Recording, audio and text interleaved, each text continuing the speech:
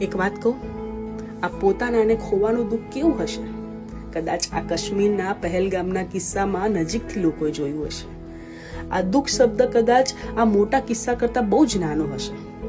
ઘરમાં એક માણસ પણ બીમાર હોય ને તો આખા પરિવારનું મન ના લાગે. જ્યારે એક પત્ની સામે એના પતિને બાળક પર થયેલો ગોળીબાર એનાથી કેવી રીતે જોવાયો હશે?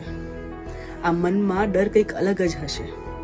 પરિવારો પોતાના રોજિંદા જીવનમાં થોડો બ્રેક લઈને સારો સમય વિતાવવા આવે, સારી યાદો બનાવતા બનાવતા અચાનક જ એ ખુશીઓ કેવી રીતે દુઃખમાં ફેરવાઈ હશે?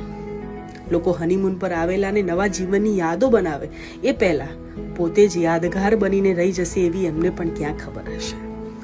હાથમાં ના મહેંદીનો રંગ ગયેલો, ના ચૂડો ઉતરેલો, એ સ્ત્રીના આંખ સામે એનો ઉજળતો સુહાગ એનાથી કેવી રીતે જોવાયો હશે? અરે પોતાના જ દેશમાં હું હિન્દુ છું એમ કહેવા પણ લોકોએ ગોળીઓ ખાધી છે. ખરેખર આ બધું જોઈને આપણે પણ રડી પડીએ.